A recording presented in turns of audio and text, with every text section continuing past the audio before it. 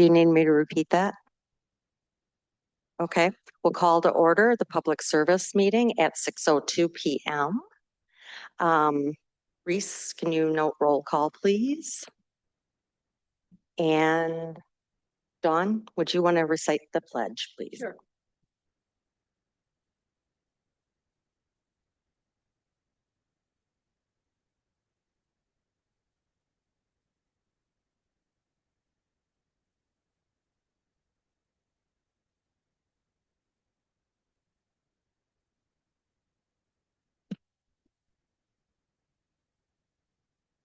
Okay, we have the approval of the minutes. Did everyone see the minutes? And I guess, Jim, you weren't here. So can I get a motion to approve? Motion to approve. Is there a second? All those in favor? Aye. Any opposed? No. We have no public appearances. And we will move to number 6, items for discussion, which will start us off with the presentation regarding the mountain bike trails. So you are Grace. Okay, if you want to just come up to the podium. You can do whatever you'd like. The only thing is you got to kind of use the microphone. Yeah. Is it on? Okay, excellent, cool. Also, do you all need printed copies or did you get them in your packets of this? No. You're good? Okay. I'll give one to everyone.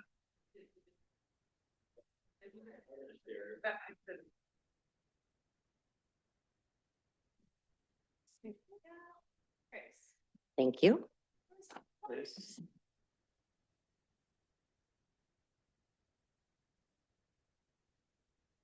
I'm very expressive and I tend to wander around when I'm talking, but I'll sit down to make it easier. All right. I do have a couple slides. They're more just to kind of guide the talking. If you go slideshow mode, it should work in the upper. Yes, perfect. Excellent. Okay.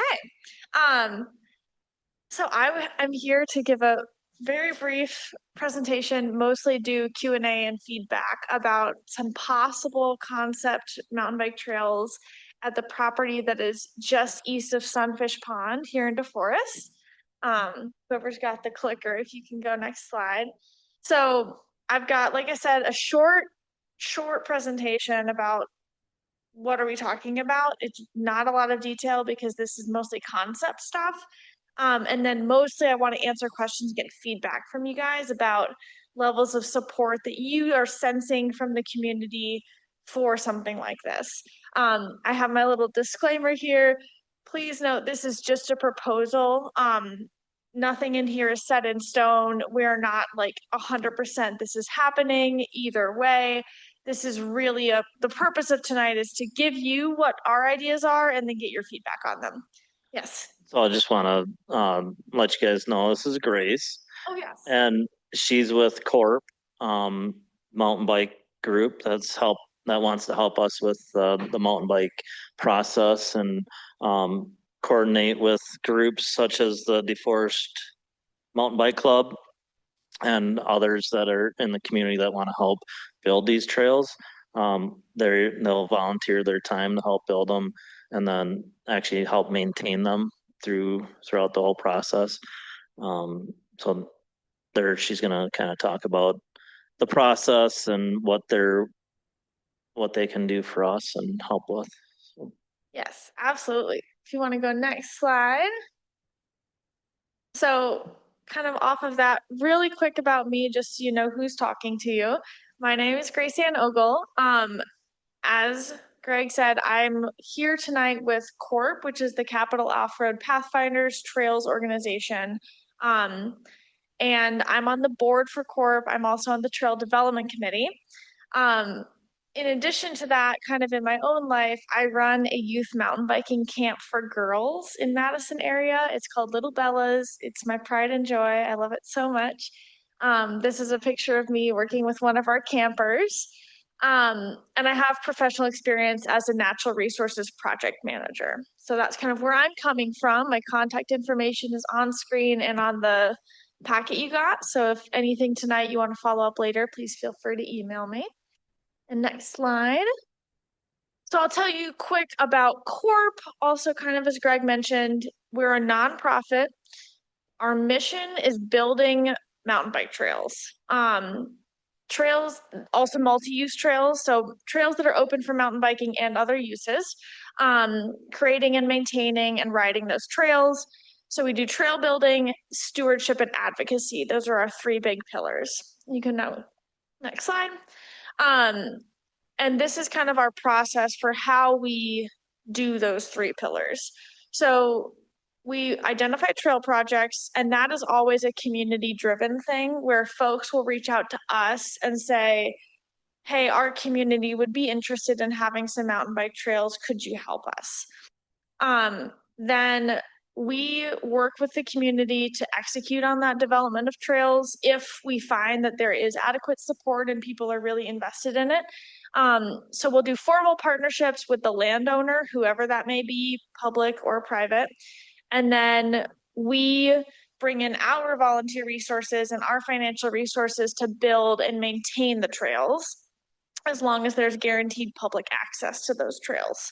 That's kind of the agreement that we make with the landowner. And then long-term, we will have a trail steward locally who works within the community to make sure that the trails are in good order and maintained, and will provide tools and volunteer work days and things like that. So that's kind of the Corp model, as it were. Next slide. So why Sunfish Pond? That's kind of what we've been calling this potential trail system, is the Sunfish Pond trails, because it is right next to Sunfish Pond. But it could be called something else. The reason that this is a really exciting possible location for some mountain bike trails, first and foremost, is the large youth population that this would serve. I've got some of the DeForest NICA team representatives here tonight too, and they've got a team of 80 plus kids here in DeForest who are super passionate about riding mountain bikes and want to get better and want to get out there and don't have anywhere locally that they can do that. So they're having to like practice in a park with a hill, or like drive long distances to go visit trail systems that can support that practice. So that's a really compelling reason to put some trails into DeForest. This location specifically is great because it's rideable from the neighborhood. There's several different places where you could, if there were trails here, you could access the trails safely without having to drive a car to get there, which is a really compelling thing, especially for kids and like the youth population, being able to get there without needing a ride. Oh, are we good? Okay. It also fills a gap in the current trail distribution. So I know it's a little bit small on screen, but this is a picture of the larger Madison area, and each of the dots is a trail system where there's mountain biking. And you can see there's not a ton in that kind of like, honestly, the whole north side of Madison, northwest and northeast, is lacking in trails. So this would fill a gap. And then also this parcel is an incredibly aesthetically valuable landscape. It's really, really beautiful. And there isn't currently trail access of any kind for walking or biking or anything. And I think it's really deserves to be open to the public in an easier way because it is gorgeous out there. So that's that. Next slide. This is just a picture of the parcel.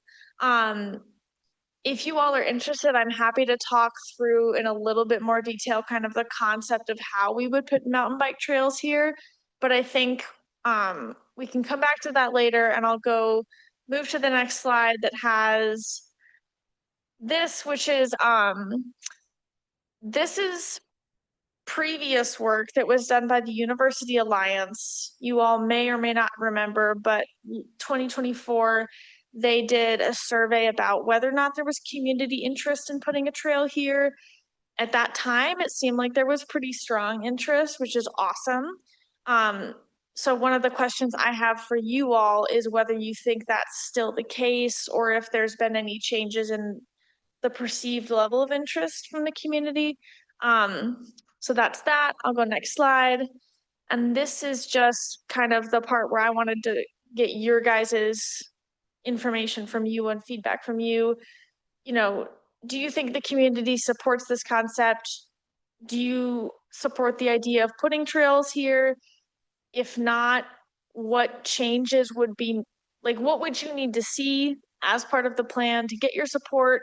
And then I also have some more specific questions about different trailhead locations and current park usage that we can get into that are kind of contingent on overall everyone's interested, and then we can go more specific. But I wanted to get first just the like overall, are people interested in this and do you want more details? So I'll kind of open the floor to you all to answer that question. Okay, I guess I'll start. Yeah. I have been on the village board when we were purchasing this property, and it was for this reason, to do the mountain bike trail. Oh. So I think that is all still on track. I think there's still the community support. And I think, we are all just kind of thinking that, yes, we're ready to move ahead with this. And I think it's now just getting more down to the details. Perfect. Okay. That is great to know. I wasn't sure where we were at. So if we're feeling positively about this use of the public space, can I go back to the map? And or the screenshot of the parcel. Perfect. Okay. So, more detailed questions. One of the things that we talked about when we were walking the site. So you can see in this image, there's 3 forested, we call them lobes. There's 3 forested lobes inside the parcel that are separated by marshes. The marshes are that tan, and then the forested bits are the dark brown and the green. So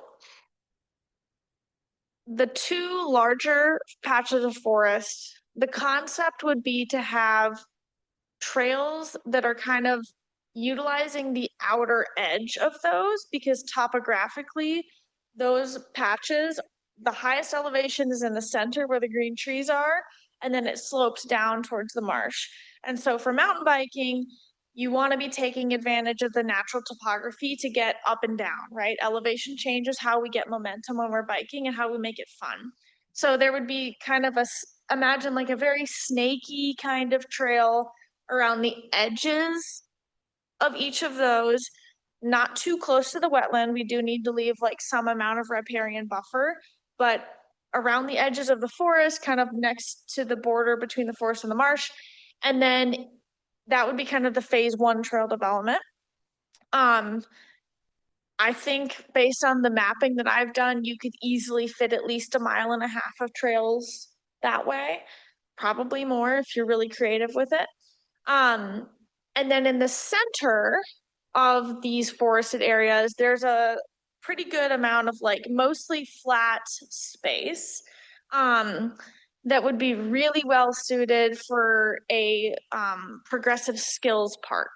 And that's an area where you're making available, especially to young riders, features, we call them, that are like of different sizes. So like a jump, for example, you have a little one, then you have a medium one, and you have a big one. And it allows kids to like, they try the little one first, then they move up.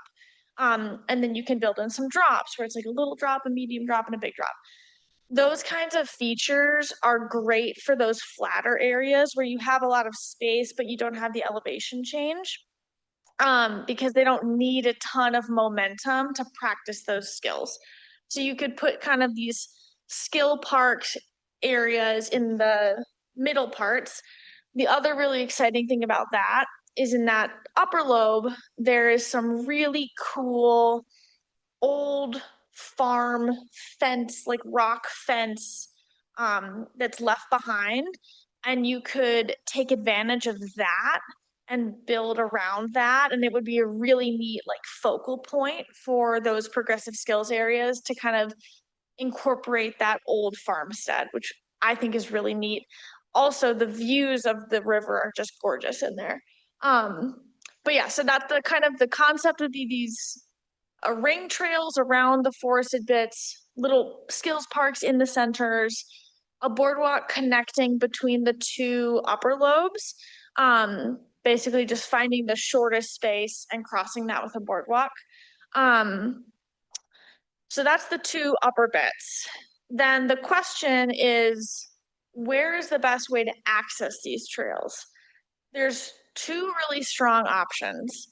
One, which I think is the easiest, yes. I'll just comment really quickly. So in our next presentation in our budget, we do have budget item for boardwalk. And our connection would be actually, we've talked with the Village of Windsor about doing a connection with their park and going across their stormwater. They've got like this stormwater basin right here, and they've got a nice high ridge.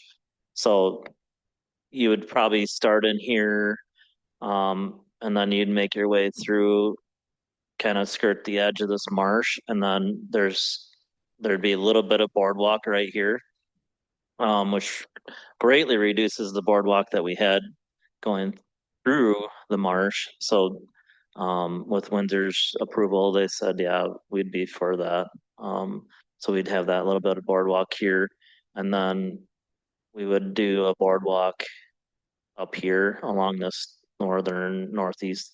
That seems to be the driest and easiest to get a boardwalk in. So that's kind of what we're shooting for and what we budgeted for next year's project. Possibly, board approval and everything. Mhm. But that's kind of what we're looking at right now for access. Yes, and so that option, the only downside, it is cheaper on the boardwalk, which is awesome, and it's a really nice, like, you get that access via Bull Run Park. The only downside is that it does move the trailhead farther from the parking lot. So it would definitely be something to talk to the residents who live near that court that's right by Bull Run Park. Because like you can park at Sunfish Ponds, which I know is already a small parking lot. But you can park there and mount and use the trail, the paved Yahara, and then get up into kind of following the cursor there, the park. I don't know how much of a deterrent that would be for folks, especially kids with young or families with younger kids might be more inclined to park at Bull Run Park to access the trails if the trailhead is there, so that they avoid having to do the kind of like road crossing dance with little kids. So it could drive a little bit more car traffic parking towards that area near Bull Run Park, which is not a problem, but it would be something to talk to residents about before doing it. The other option would be putting the trailhead down where the cursor is at the very bottom, but then you'd have to build trail through that forest, which is fine. But then the bigger issue is then you have to have a second big long boardwalk in between, or you could pop out to Bull Run Park. Yeah, we would just pop out here on top of that stormwater basin, and then you'd just come back in. So one of the things I did want feedback on was if you all thought one way or the other, which access point would be better. Okay, Jim, Yes. what's up to say? Yep, I think you started filling in the question I had because part of the acquisition is that whatever trapezoidal thing towards Windsor Road. I know Windsor has the trail right along the property line, so I was unsure if we wanted to utilize or if we got approval to utilize that. Or like you started alluding to, that area I think could be potentially or in the future expanded into parking lot, and I sort of look at the individuals in the audience is like, are we thinking about like doing a pavilion or just maybe more? Because like when people come, I'm assuming they're all collecting at a point and then you're gonna move over as a team. So is that a location you'd want to collect or would you collect at Bull Run? And Like that's got a trail, right? A trail people right to it, so.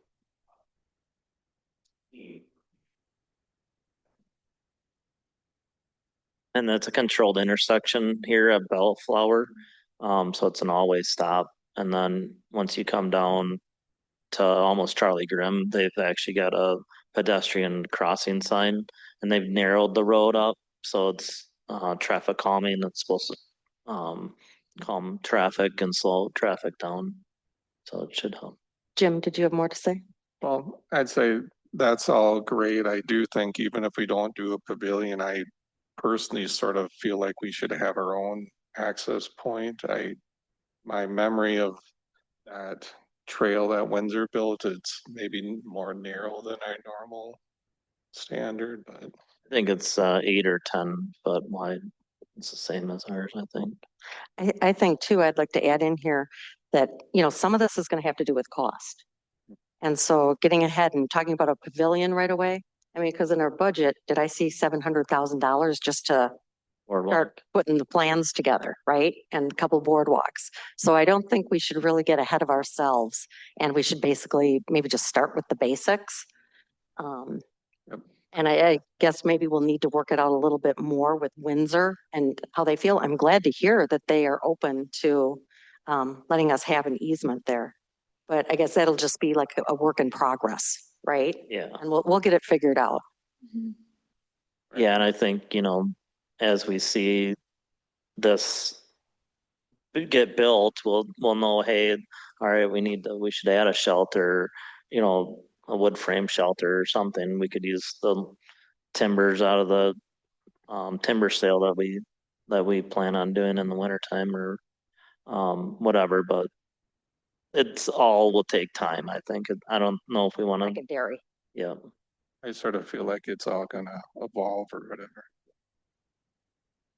Just a quick question. At the top here, what is that one piece on the left? Yeah. How come that's not a That was just how they had it parceled out in the past. But yeah, it's big part of? it's still in the village. This is all village property, yeah. Anybody else? Oh, Jim? Sort of a bigger question I feel is like you talk about how beautiful this area is, and I know we purchased it, in my opinion too, was for a mountain bike trail. But we're always sort of like cautious to say that that's what it's for because we were buying it for the public. So what I have a question to you is like, how big of a conflict is it to have like pedestrians use it? Do we try to like allot times or different other seasons and stuff? I know, say when in spring, when it's muddy, you don't want to be on it with bikes. So do you allow people to walk on it, but then they probably wreck it too? So I'm assuming you've got experience with that. And Yeah. Is why I bring it up with the trail if we're doing a board connection or boardwalk connection. I guess, Greg, I'm sort of looking at you. Do we ever want to connect the boardwalk on the north? So you do have a through path or maybe future budget thing, but then we try to keep pedestrians, say, on the boardwalk and mountain bikes off. I don't know. Yeah, we have talked about having another connection somewhere over in this area. But I think that's a future expense that we need to figure out. Once we start using the space, we can start getting a plan down on how the board wants to use the space, and if we want to add more amenities, then we can start making that plan. And in terms of the use conflicts, most of the trails that Corp manages are multi-use trails. So they're what we say purpose-built for mountain biking. So they're designed to be mountain biked on in terms of the way that the trail moves and flows. But there's no one saying you cannot walk or run on those trails. I know for environmental reasons, no dogs are allowed at this property, right?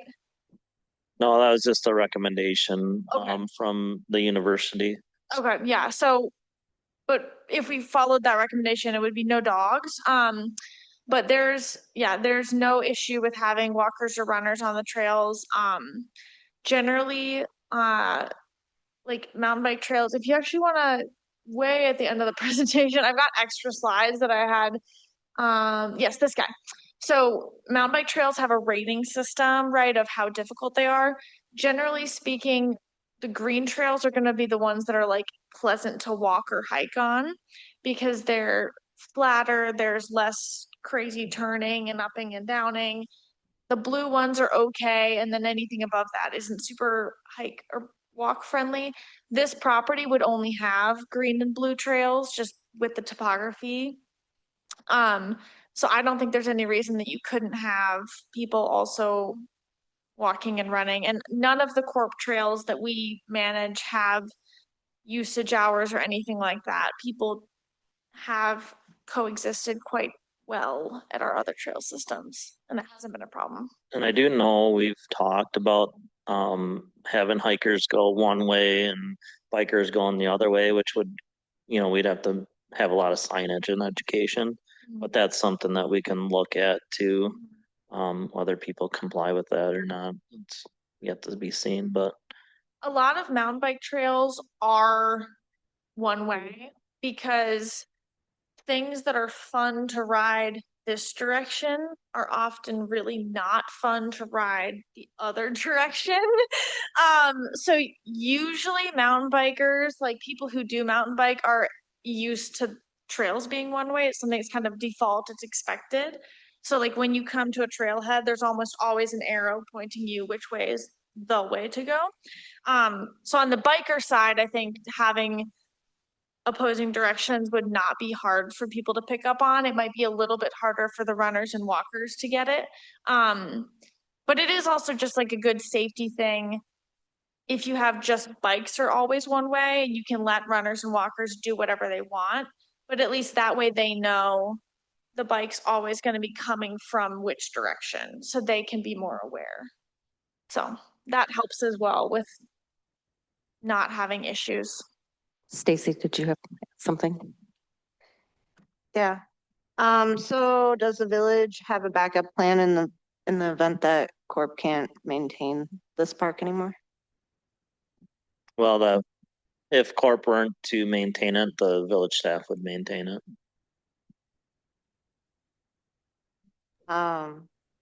And would there be any cost associated for for the ongoing annual maintenance to the taxpayers? As far as if Corp were to do it, that's all volunteer work. Correct? Yeah, I can. So, in the absence of a default on the agreement, right? A default on the agreement would be that Corp for some reason fails to maintain the trails.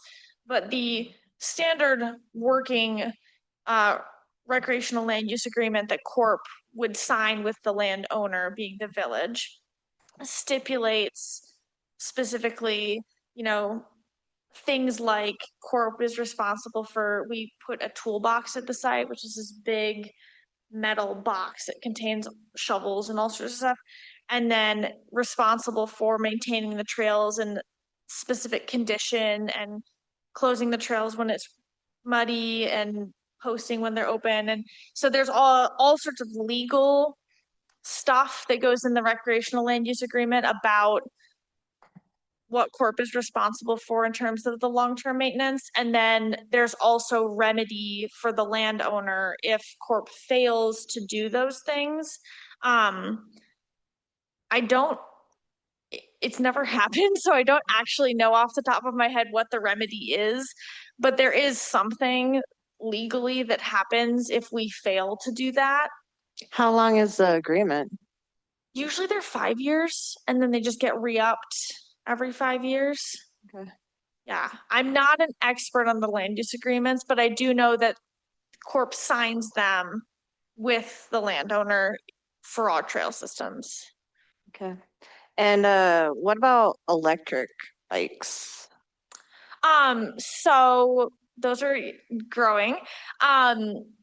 So far at our trail systems, and this is another thing that goes in the land use agreement, is what classes of e-bikes are allowed or disallowed.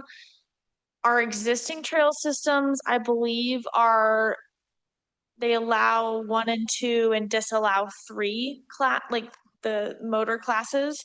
3 is the like super, super fast stuff. But that's one of those things that's the like legal team would negotiate with the landowner of like, do you want e-bikes on the property? Yes or no? And you could figure that out. That helps. Sorry, what was that? Oh, Judd wants to say something. Thank you. Go ahead, Judd. I was just say, our police department is actually working on an e-bike, what direction we might want to go with it. And regardless how, with working with Corp, we will be probably having to put some sort of cameras out there, more likely just trail cams that can grab pictures. So that'll be the main versus, as well as just policing generally by the mountain bikers themselves. But we'll have additional cameras that just saying be able to monitor and see if we can identify if there are people who are not following the rules or not obeying. Right. I mean, the primary purpose of this is a mountain bike course. And then so they'll have to abide by the rules that we'll have posted clearly throughout the trail system. Wonderful. And then I just have one more thing, and it's more like a recommendation. I know when we originally started talking about this trail months ago, there was a lot of concern about how the emergency response folks were going to get to, anyone that may be injured from riding on the trail.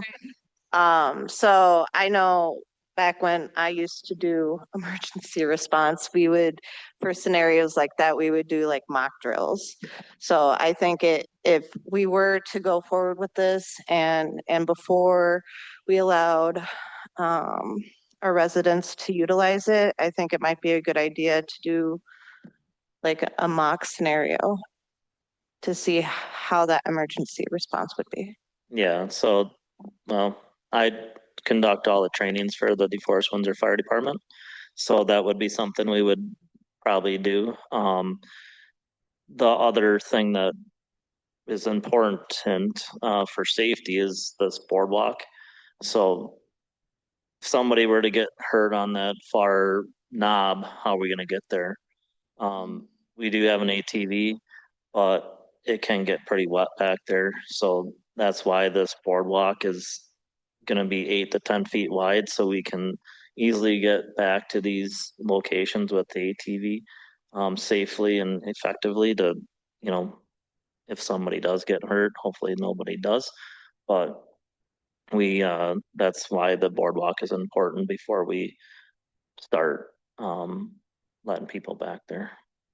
And the ATV would be able to handle like the terrain, you'd have to Yeah. do like some jumps to get them. Yeah, yeah, it's a six wheel ATV, and we take it out on conservancy areas or doing search and rescues and snowmobile trails, all that stuff. So.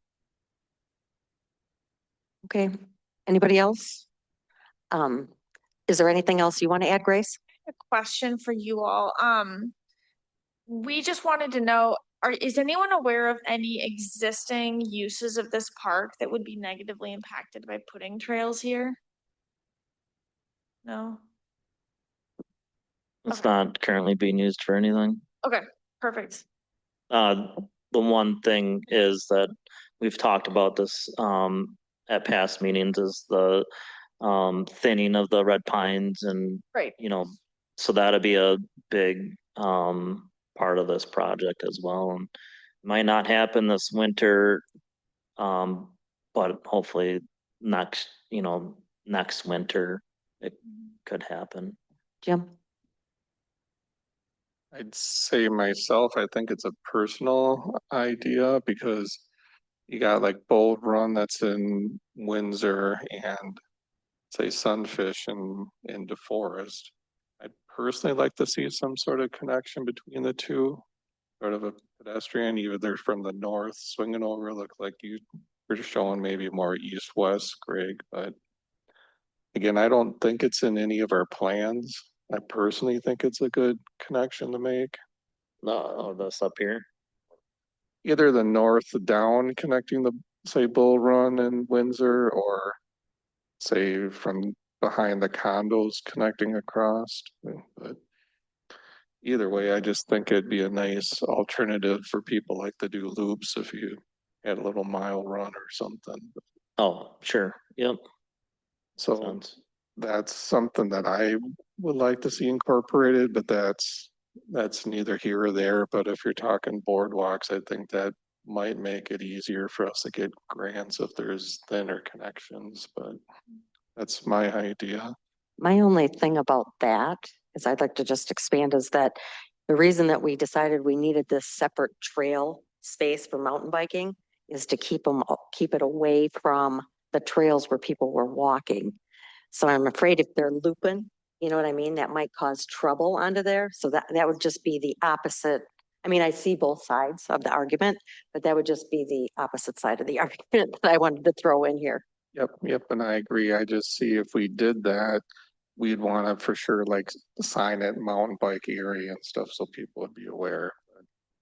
And the other thing that I wanted to bring up that I think is a really nice feature of this, say if you have the boardwalk, like you said you're gonna want for emergency vehicles, I could see multiple crossings, like maybe plank crossings that would be different technical things that the bikes have to whatever turn as they're going across planks and things. So I don't know if that is a concept that you've had already, but In the like skills area, probably, like that's a really common thing to have kids work on is like you have them ride on a straight one and then you have one that's got some curve to it and then you've got one that's got curve and up and down to it and it's like a nice progression for them to work on. So yeah.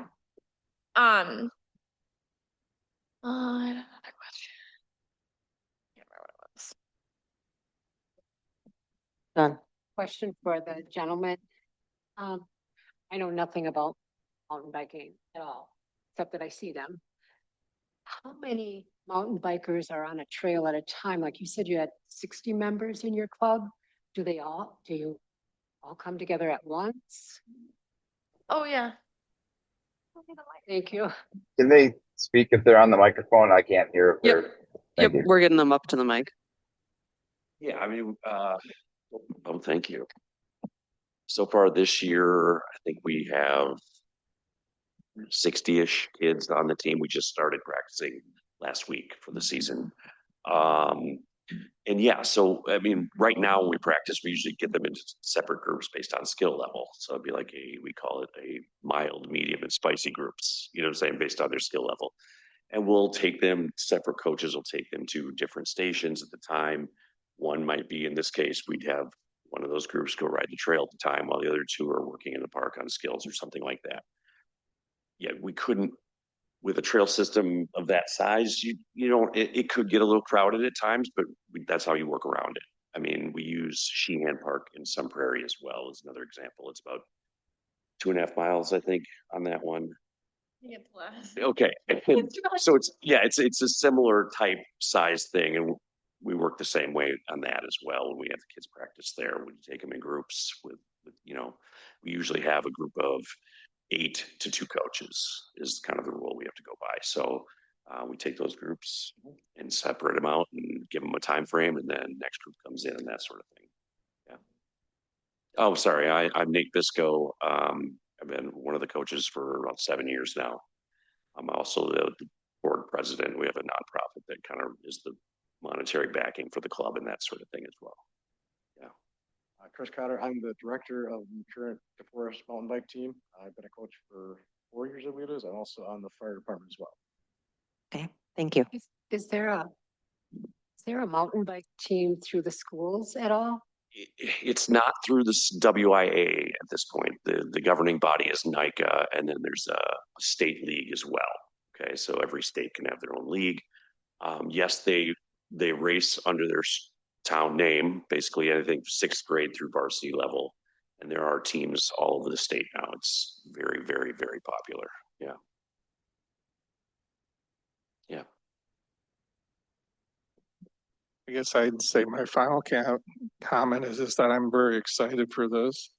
You guys have a lot more expertise in it than me, so I'm just really looking forward to see what the layout looks like and then It- see your whole team grow and stuff. And I will say this, yes, it's great for the team, but also there's so many other kids here that aren't on a team that just gives them something to do and access to it as well. Maybe they end up being on the team, maybe they don't, but yeah, we'll use it definitely for practices and that sort of thing. But this is great for anybody that wants to ride, adults. This is one of those things you can do your entire life, so absolutely. Okay, great. Well, we appreciate you being here. My only question is, what do you need from us next? So, actually, I have a slide for this. It was one of my extra slides. This one. How does this happen? So, right now we're doing step one, which is the community approval. So it's my job as the representative for Corp, who's kind of helping to shepherd this project, to make sure that there's community buy-in and support, and that, like you were talking about the maintenance, right? Like, we already have identified a list of 5 people who have said, I am willing to be a trail steward for this property, at like a Corp trail steward if this gets developed, right? So it's my job to kind of get all those ducks in a row to make sure that folks are on board. I'm gonna do a couple events coming up this summer and fall, community awareness type stuff. So that's part one. Then there's the Corp Trails board has to approve it, which is where they vote to put Corp's financial resources into the project, right? Because we have to pay for the tools and the legal fees and the long-term maintenance. There's cost to that. So the Corp board approves it, so nothing you need to do there. Then the next step for y'all is the legal agreement. So that's where you guys as the landowner and Corp as the operator come together and negotiate and sign the recreational land use agreement. And that's where the lawyers get involved, and it's all the hashing out of e-bikes or no e-bikes and like who's responsible for what and all of that kind of thing. That process, just because of like lawyers taking a while, is usually a couple months long. So that kind of takes a couple months. So that would be the next big thing we need from you guys. And then after that, we come in as the trails experts and we would mark out the actual route of like, this is where the trail would go. That would be a good time to do like the practice EMS, right? Like, okay, well, if this is where the trail is, how is this going to work? So we'd mark that out. We'd really delineate, this is exactly where the boardwalk is going to go, all that stuff. And then we would bring in volunteers to do trail work days where we're actually building the trail. And that would also take a couple months at least, because you kind of go a quarter mile at a time putting things together. So in summary, the next thing that we officially need from you is when it's time to do the legal agreement. Otherwise, just kind of communicating to us if you do hear anything that suggests that things are changing, that people aren't excited. If anything changes about like whether you think people still want this, we need to know that for sure. Hopefully the tabling will also be a good gauge of that, but barring any changes to the level of support that you're sensing, your next step is just the legal agreement. And then the boardwalk as well. Like, we can't do the boardwalk. That would be on y'all, but it sounds like you've already got some budget set aside for that. So that's good. Yeah, just 2 events that we're looking to have Grace come to is Thursday, August 13th, we've got a night market that we're gonna set up a booth and be there for that. And then September 10th is the police department night out. So we'll have over in the corner of the parking lot where we typically have Public Works, we'll have a booth for Grace as well. So Yeah, and also actually last week, and I hadn't mentioned it yet, but I believe the Mountain Bike Club is looking to do a day at the farmers market. So we were going to see maybe about coinciding with that day as well, just to try to collect feedback. Okay, thanks. Stacy? Yeah, so this is an extensive timeline. So let's say you start working on the like everything goes as planned. Come January next year, you start working on the legal agreement. How soon will there be a product for the residents to enjoy? It really depends on how long the lawyer part takes. I've only been on the court board for about half a year. I'm fairly new. In my tenure, we've approved 3 recreational land use agreements. 2 of them took about 2 months each, so that's pretty reasonable. One of them dragged out for like 6. So that can be a very variable step in the process. But if it's smooth and it only takes 2 months, like the actual marking of the trail route is usually like a focused weekend of we go out there with people who know how to build trail and flagging tape, and it kind of happens all at once. And then, like I said, the trail work days, you usually can do about a quarter mile of trail at a time. And you can open that up to the public as soon as it's built, right? Hey, we built a quarter mile of trail, go use it. The problem being, especially at a site like this, it probably won't really go anywhere because they're circle trails. So if you got a quarter mile, it's just a little out and back. So I would say you'd probably want 2 or 3 volunteer work days to get enough trail that it's really a rideable product. So putting all of that together, couple months for the legal agreement, and then you start flagging trail route in the spring, right? Like you do the legal stuff in the winter, you flag trail route in the spring, and then it's kind of spring into summer, getting the actual building done. Ideally, having a nice, good, rideable, at least start, like maybe one of the 2 loops rideable for the NICA season that fall would be a good kind of like reasonable expectation, I would say. Again, pending that the legal stuff doesn't take 6 months. But yeah, if that's helpful at all, just to kind of give you a sense. Go ahead, Jim. Yep, and I think that's a great plan. I guess I'm just looking at Greg to see how that fits, say, with the boardwalk, because I'm thinking we need boardwalk to connect, or we look to do a temporary bridge or something. I would, before anything would be opened, we would definitely want the boardwalk installed. We could obviously work on the mountain bike areas. They'd just be closed and you couldn't take a bike back there. And it all depends on you guys and the village board if you approve the boardwalk, and we'd go out for bid in the winter time to where come spring we could boardwalk in. So I could see it being available by fall if the volunteers were able to build the trails. If you want to go back to the map quick, because the other thing is with the way this site is, you could get, like, if the boardwalk was taking longer than expected, you could leave the northern forested patch alone for a bit and you could do the loop trail around the middle bit, and that doesn't require boardwalk.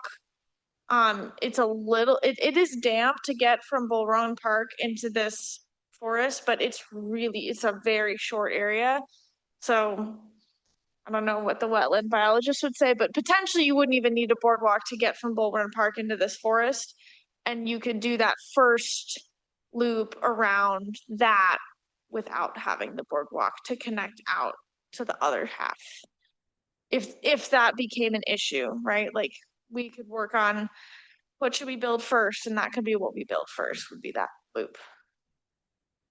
So I just think that's really a good plan. I mean, I like the being proactive, and I feel like as quickly as we could get things going, I think it just garners more and more support and hopefully just keep developing.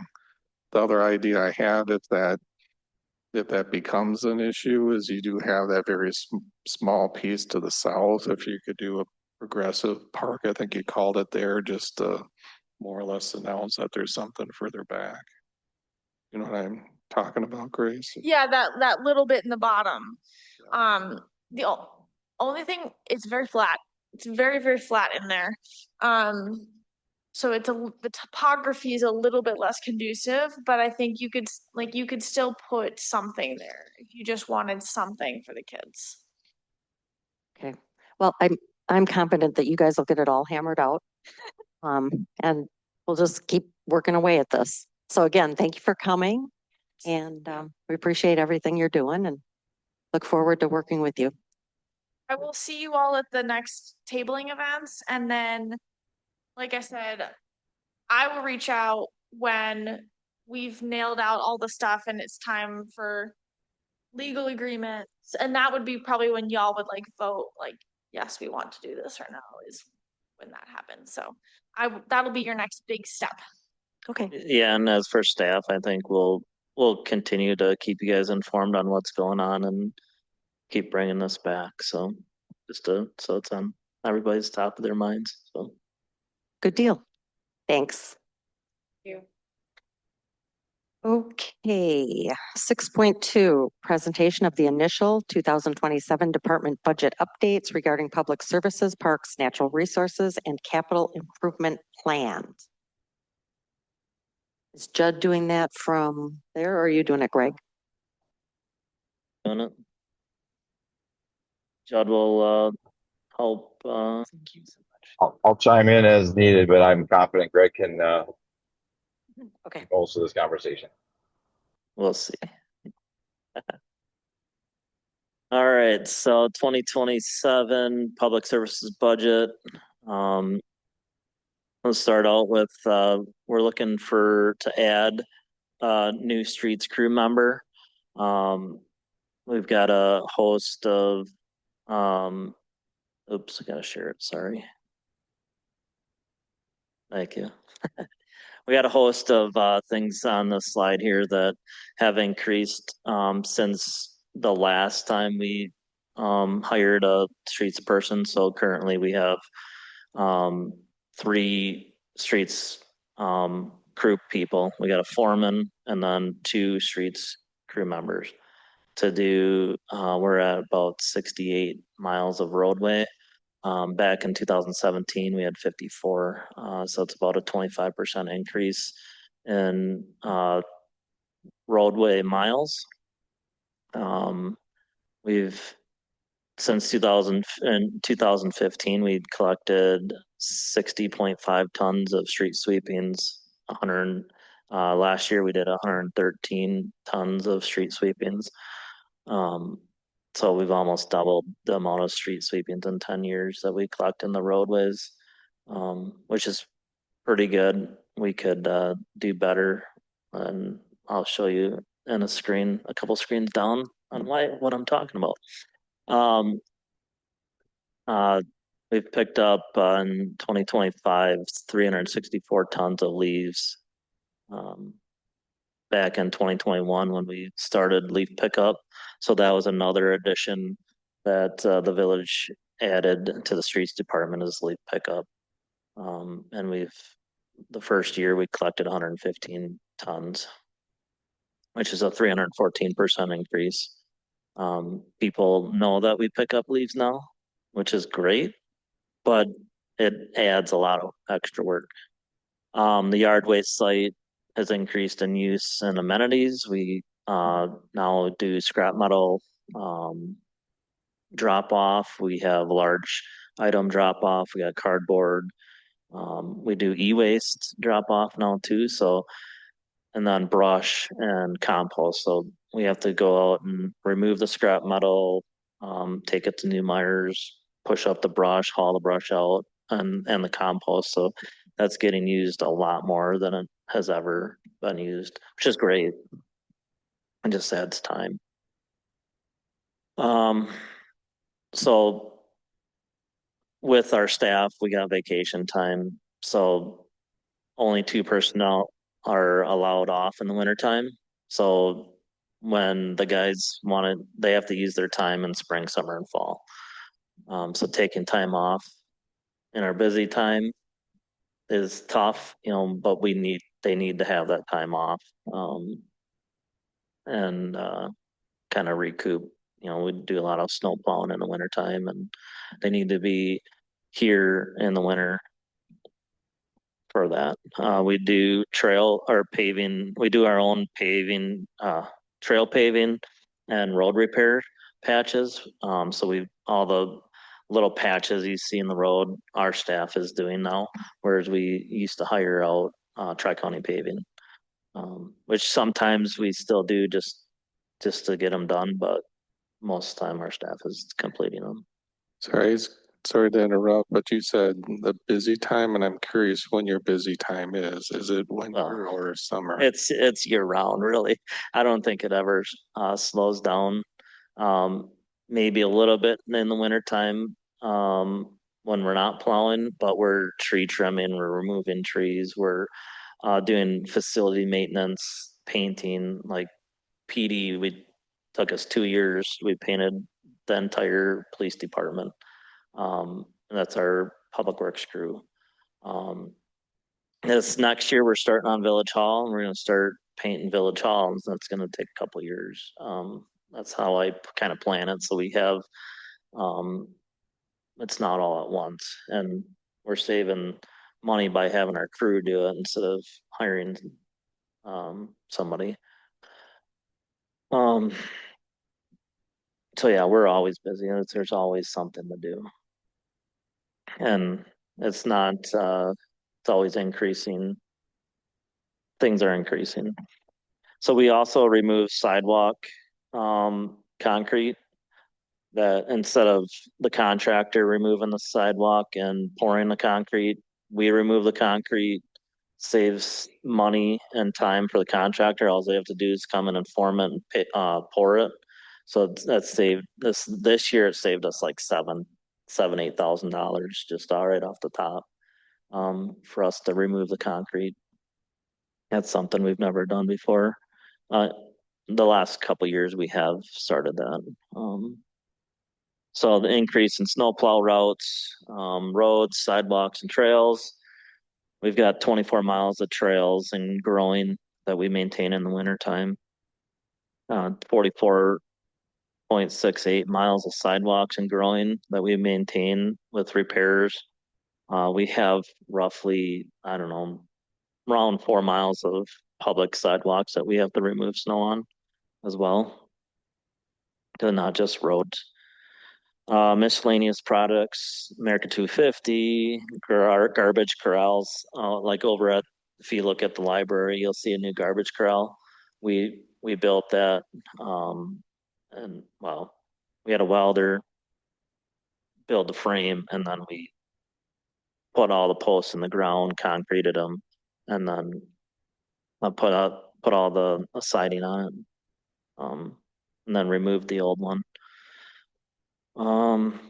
We're gonna be building porta potty surrounds, like in the parks. We got one that we're gonna do over by Riverturn Park. So I could keep going, but there's a lot of extra work that we're doing. So having this new crew person, we'll be able to get more done and continue doing a better service to our residents. You can kind of see the average wage, benefits, total payroll would be about 92,000 for a new crew person. I'll go to the next. So the overall, public services, parks, natural resources, public services, we're looking to go up about 1.5% due to fuel increases, and a little bit of road maintenance. So not a huge increase, but as you know, the fuel, prices have not gone down yet.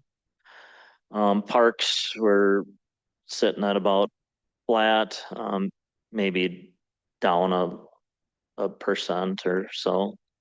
And natural resources is up 32% due to restoration projects, Baki Park, Diamond Drive, Sunfish Pond.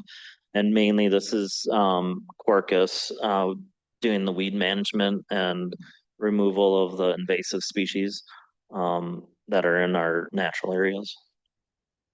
And we're looking to do some weed control at Sunfish Pond. So having somebody come in and with mechanically remove the weeds in the pond instead of spraying the weeds. We've done the spraying. Judd and I are very big fans of spraying chemicals in the water.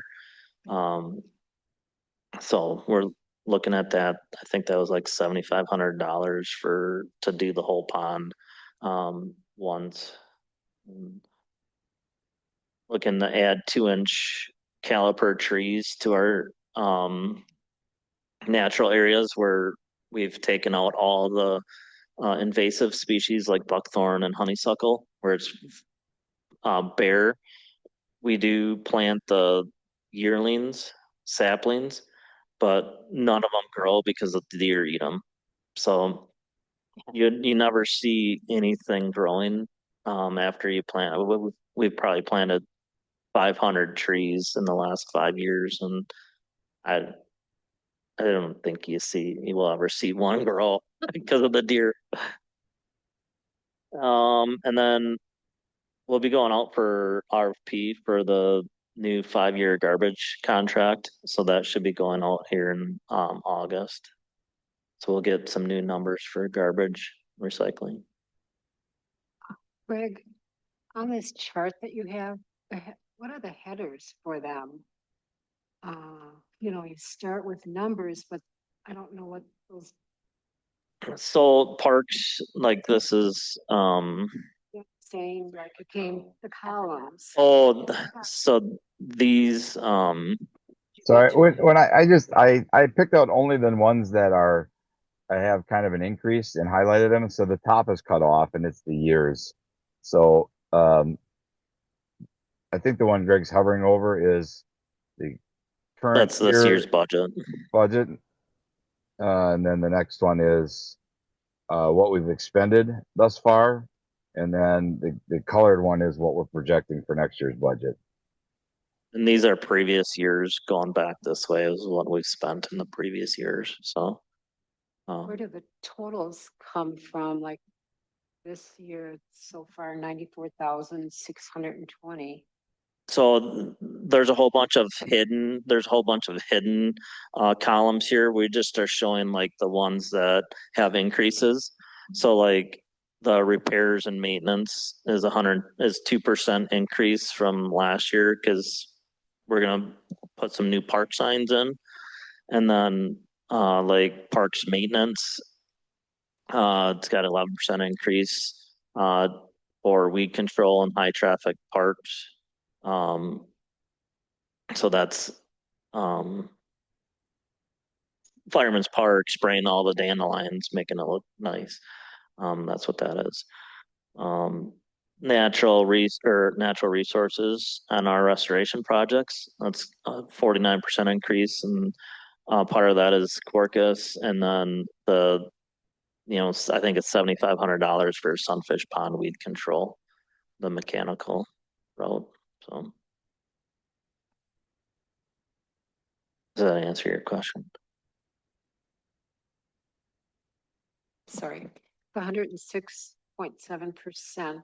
That's the increase from this year to next year. Is that what you're saying? That's from this year to next year, yeah. And that's just for the natural resources.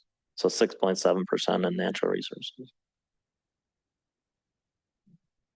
The natural resources include Sunfish Pond and what else?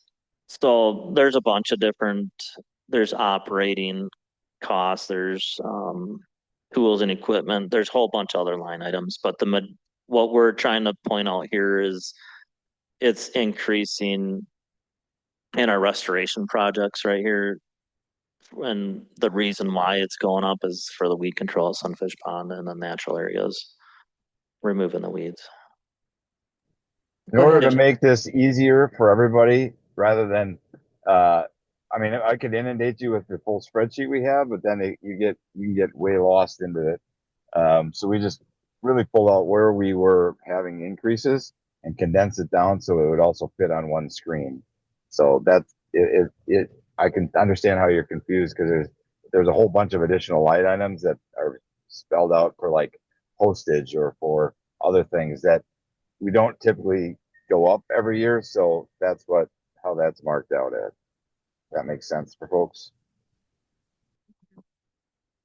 Yeah, and you can feel free to call Judd or I, and we can go through this, offline too, and we're more than willing to do that.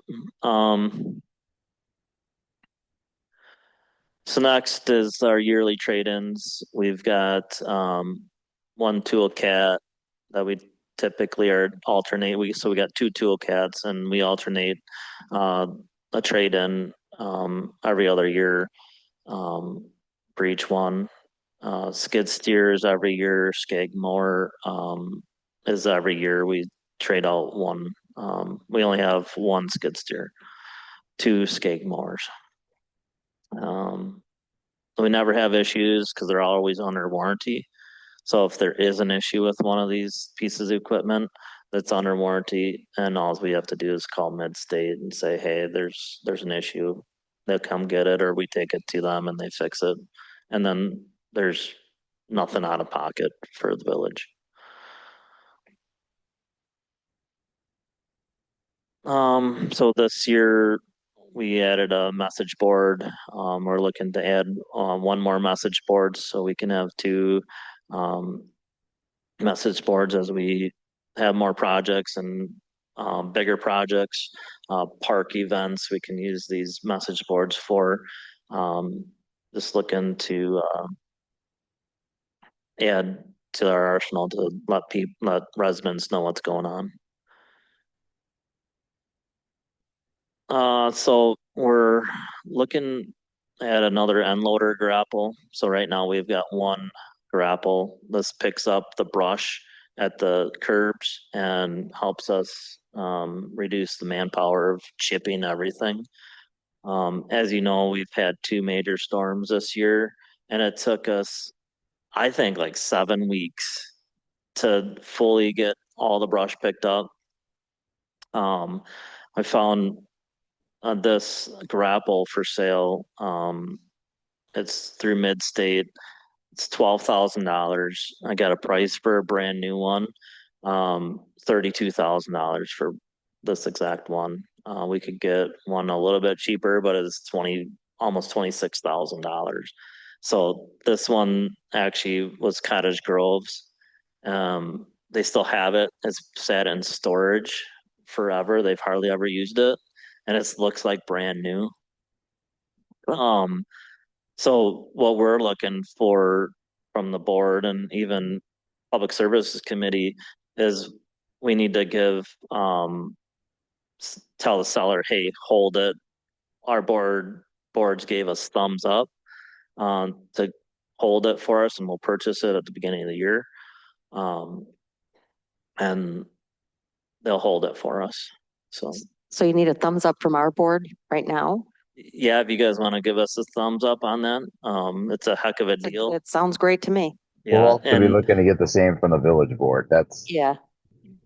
That's kind of like, it's kind of like Yes. Grandpa's car. Yeah. Yeah. It seems like a great deal, but I just want to confirm you got the equipment that it mounts to. You must have two end loaders or whatever. yeah, we've got two unloaders. So the awesome part is we'll be able to divvy up the community, and if we have big events, we can send both unloaders out, and we got plenty of trucks, and we'll have hopefully enough personnel to run everything. So, yep. Thank you. So we're looking to add to our trailer arsenal here. So we've got a mini excavator that we use quite often, whether it be stormwater, streets, building trails, digging up water main repairs, or we saved, I don't know, about $15,000 to $16,000 on one of our park projects because they wanted $23,000 to put in a water lateral. Well, we dug it ourselves and paid for parts was like $3,000. So we did that all ourselves with the mini excavator, but in the meantime, we had to when the parks department was using the trailer to haul the lift. So we had to go get the trailer from them, and then we had to go get the mini excavator. Oh, and then our buckets are over here, and we've got a jackhammer for the mini excavator. We had to go find that. So going everywhere to find a piece of equipment is not very efficient. This trailer would be specifically for the mini excavator and all of its attachments. So it would always sit on the trailer. It'd be ready to go in case there's an emergency. We don't have to go to the yard waste site to get a bucket or the jackhammer or wherever it could be, because some guys put it somewhere else than it should be. So then we're always hunting for this stuff. If we have a place for it, it'll always be on the trailer and ready to go. I was gonna say, so, everything that you said about making the job easier, that's great. And the job that you just described where we saved all that money, you get another one of those, it'll pay for this trailer. And honestly, when I saw this trailer, I was surprised at the cost. I thought I would think something like this would be twice that. Yeah. I had my streets foreman. I'm like, well, find a trailer that will fit the need that we want, and he came up with this. So I was actually surprised myself. I would agree that I was surprised with the cost, but I wanted to ask you too, is that equipment that you use, say, for a water main break? So So water main breaks. We don't typically do the water main breaks in the winter time yet, but in the summertime, we will. This is winter time, we're typically plowing or something like that. But water leaks, little like lateral leaks, say if we can't get a curb box to work, we'll go and dig that curb box up ourselves and get it to work instead of calling a contractor. So that's to me, that's $7,000. or the near emergency types things that's gonna really benefit us to save that time when time is a bit of an essence. Yep. Thank you. So the trailer themed budget here. So we're looking at small enclosed trailer for a sewer camera. Right now, we bought a new sewer camera like probably 2-3 years ago that we televise all of our sanitary sewer and storm sewer. And right now, the guys are outside the truck, standing at the back of the tailgate, in traffic. Yes, they have their vests on or their high vis, and they've got men working signs and cones behind them, but we know how drivers are distracted. Having a trailer that we can specifically put this camera in, and our guys can sit in the trailer where they're somewhat protected. And they're out of the sun. They don't have to try to find a right shade area to look at the screen, to see what they're doing. Being out of the roadway would be huge. I think this one was $4,200. It's a 5x8. They'd be able to stand in it too. It's my only thought with that is my dad's got a similar one. I think it's bigger than that. I'm assuming it's a drop down tailgate. Yeah, Want like a side door and this one does have a side door too, and that, yeah, they would probably most likely just be using the side door. Yeah, I think this is a wonderful idea, especially with that incident that happened on Lake Road. Oh, So- yeah. Thank you. So we got an unloader. We got two unloaders. We have two plows for these unloaders. This top picture here is our current snow plow, one of them, and we're looking to add another unloader snow plow, and we would take our oldest one. This is the newer of the two, and this is still probably 2010-ish. The other one's older, but we'd put that one kind of as backup, and this new snow plow, it's got a newer design for blades, gets you right down to the pavement. Cottage Grove, this is actually a picture of Cottage Grove unloader right here with their plow on it. And they said that it's amazing if they could just plow all the roads with these, they would, because it gets so much snow off the roads and they use a lot less salt. So they actually send this out in front of one of their trucks and one of the routes, and so it does 18 feet, which is 6 feet more than this plow. This plow's 12. So we can get our cul-de-sacs done quicker. That's what the unloaders do for us. Our cul-de-sacs, it's so much quicker than a pickup truck, but we do have pickup trucks that do the cul-de-sacs, but our unloaders do a majority of them. Stacy? Did they say how much they were saving on salt, like cost wise? They didn't, but they said they'd hardly have to put like they're like we just put a very little bit down instead of a lot down. So they didn't say how much they'd save, but I could see it could be insignificant if they can get down to bare payment. I like the design of the plow, thinking that with those little edges there, you're not going to throw snow at so many mailboxes. Yeah, yeah. Well, this is a pusher blade, so it actually you can they're hydraulic rams, and they'll make a box, so it does help, especially in cul-de-sacs, preventing snow into the driveways.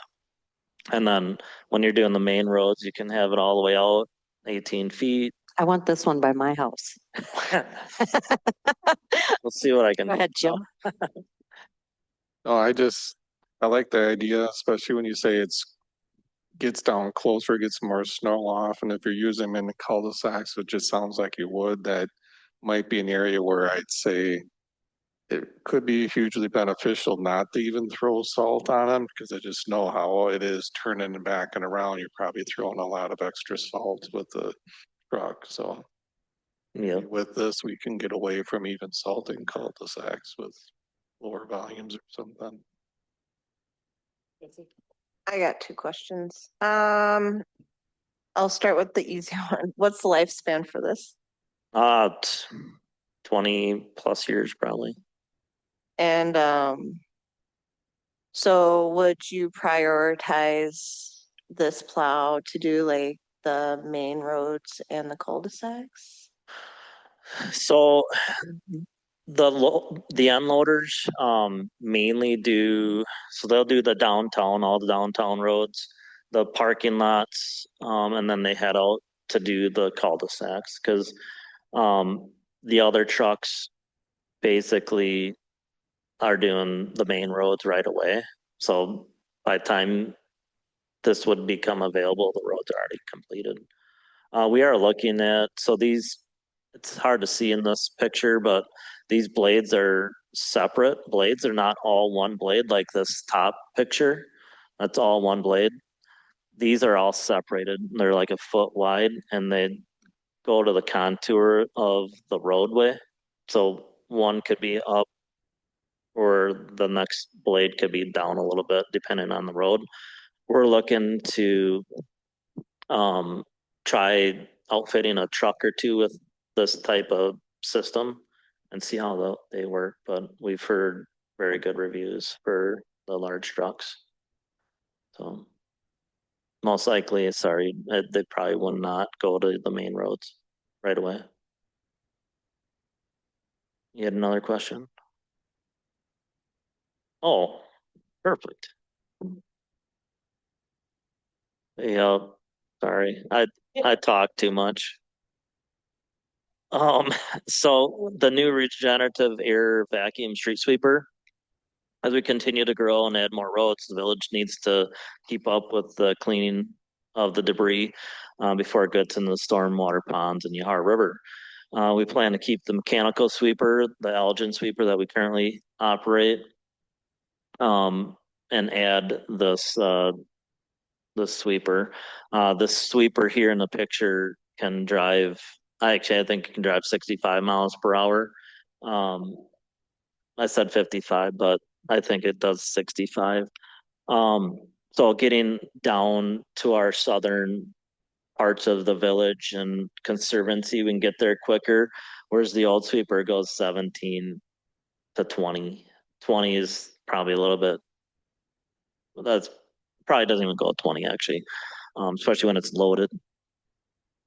The new sweeper has the ability to vac out storm sewer inlets, pick up leaves if needed.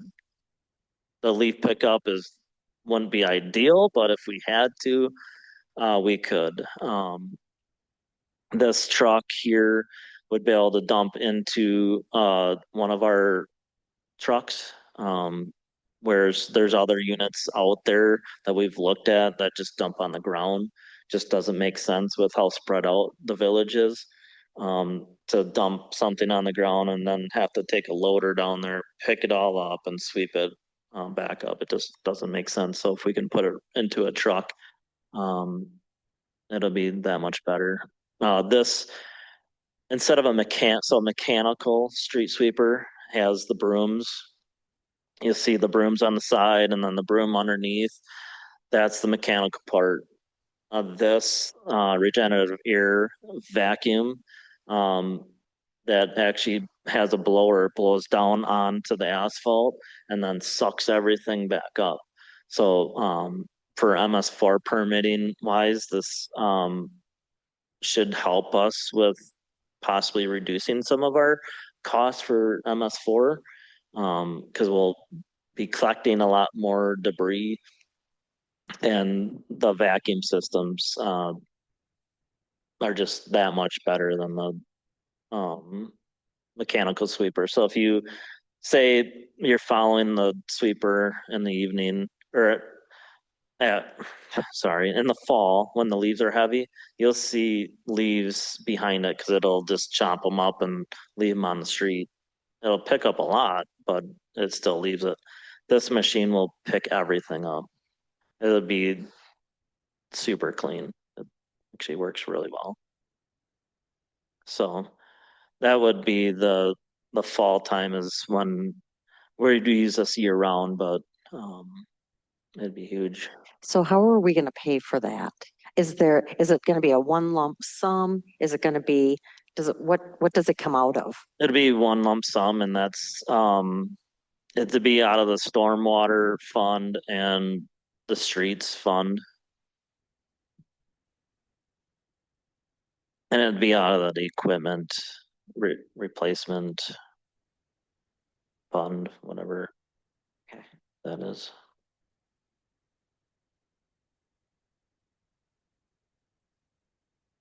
Oh, go ahead, Jim. Is this gonna ask, how does this compare in price with the mechanical sweeper and Think, that, and even like volume too, I'm questioning. so our mechanical sweeper, I think, is a 3 yard hopper. This one is a 5 to 7 yard hopper. So it's a lot bigger, holding capacity. Um, Getting around to places gets around a lot quicker. Let's see. You know how much the Oh, mechanical one is? yeah, I think it's 350, 375, I want to say. So it's a little bit more, but not.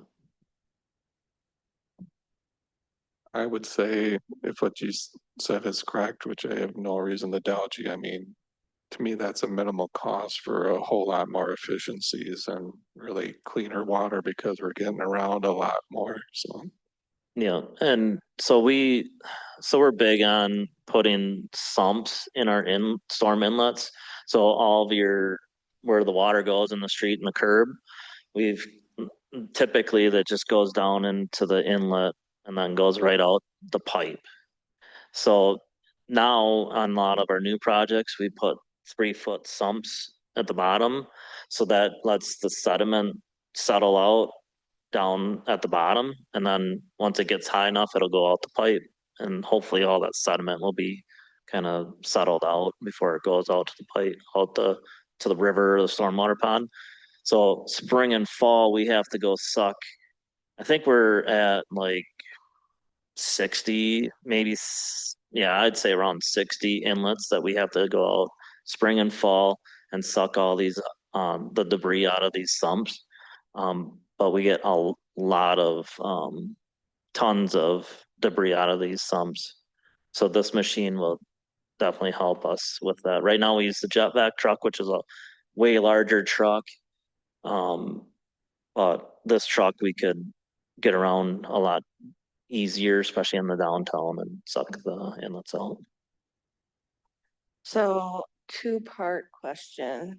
What kind of warranty does this have? And then, so this can handle like the dry and like the wet stuff, all of. Yep, dry, wet. It'll take the material up, and the wetter the better because it'll compact into the carrier and the dump box. You can get more in it done. And then the warranty, I can't remember what the warranty is. I'd have to look into that. I don't recall on the top of my head. All right, thank you. So cameras, we're looking at installing a camera system at Veterans Park and replacing the one at Conservancy Commons Park. We've had quite a bit of vandalism at Veterans Park with graffiti, and I thought we should really get some cameras there. So I was hoping to have the prices for that today. He said he'll try to get them to me tomorrow for Veterans Park. So that's coming. And then Conservancy Commons Park, right now, the cameras aren't even working. We do have a camera system there, but they're not working. It's an old system, I think 2007, when the park was built. So it's time for a replacement there. And with yep, yeah, it's all connected. Yep. So these camera systems would go up to the cloud, and then we'd be able to go right online and look at them instead of having a dedicated like TDS service to these places. They can just go up to the cloud. It's kind of what we're looking at right now.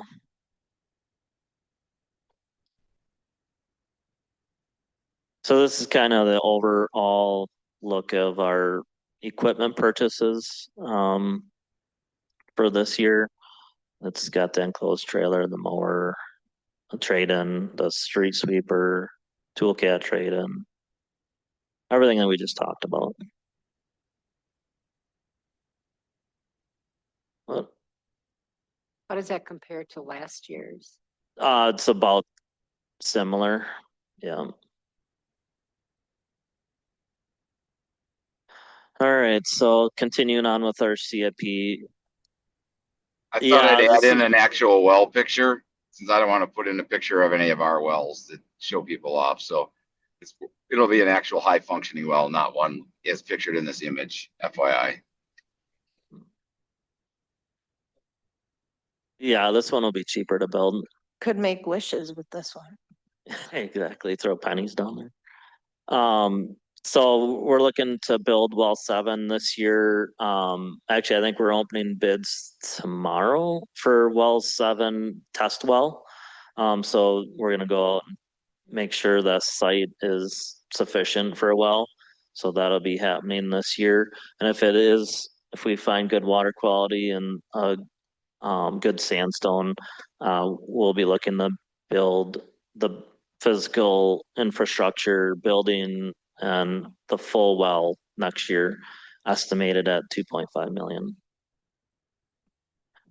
That bid opening is on Thursday. Oh, Thursday. Curiosity is, do we go down to the Mount Aqua? Or shoot, I forget it. So the deep one, I can't remember how deep we're looking to do. We're trying to get to the same aquifer as all of our other wells are in, which is I don't remember which one it is. Yeah, It's like, I got a blank too. yeah, I had it in my head before I started talking, but yeah. Yep. Yeah, it'll be in the same aquifers as our other wells here. So, yep. Right. Where is this well? So it's on Innovation Drive and Autumn Blaze Trail. So it's like a vacant lot there with a tornado siren on it. Right next to some condos. Yep. Right. So we're beginning to plan for new public services and community park. Sorry, the new beginning planning for new public works building, and then on that site would be a community park plan as well. So we purchased 40 acres at the corner of Gray Road and Northtown Road, specifically for future public services site building. We'd look to, like move the yard waste site there as well. So we'd get rid of Shanku Way. It'd all be in one location. We wouldn't have to travel distances to go find anything. It'd be all in one location. So we're looking at, centrally located. I'll just add in, Greg. It's centrally located between the north and the south. It's also the western part of the forest. So everything would be in one spot for deploying purposes. When there's snowfalls, we're kind of heading out from a central point. Residents have a central point to get there. It just makes a lot of sense to have it at the corner of Gray and Northtown. yeah. So we're looking at initial planning of 600,000. This would include preliminary site assessment, archaeological reviews, soil borings, concept planning and space needs, environmental clearance, and preliminary site design. So we'd be looking at a new salt shed as well, and a whole new building. Any questions on that? We'll move on. What would you do with, sorry, Go ahead. No, go ahead. what about the old building? So the old public services building here, that one unknown yet. I know there's interest with Alex. He's got interest. I think there's a lot of interest from what we've heard. So Alex would be the community development authority potentially, or other potential redevelopment opportunities there. yeah. And then public services building up in the North Industrial Park would be sold off that lot would be sold off with the adjacent 5 acres for another user. Somebody, there's already interest in that whole big lot, so, and then the yard waste site, we would probably incorporate that back into the dog park or something.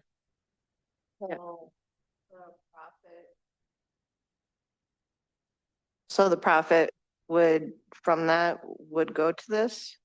So it's like, we'd have to talk to Bill on that, but I don't believe so, because it's all had related to the TID or TIF If it district. sells while the TID is still active, that the monies go towards the TID at that point. But if it's after the TID's closed, then those monies would be returned to the village and would probably be put towards or some relief of the debt service on the building in the park that's being built there.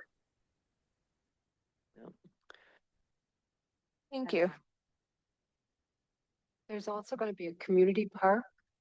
It seems so far away for a community park. It almost feels like Windsor to me. Just my thought on that. Sure. It's a beautiful park here where it's more,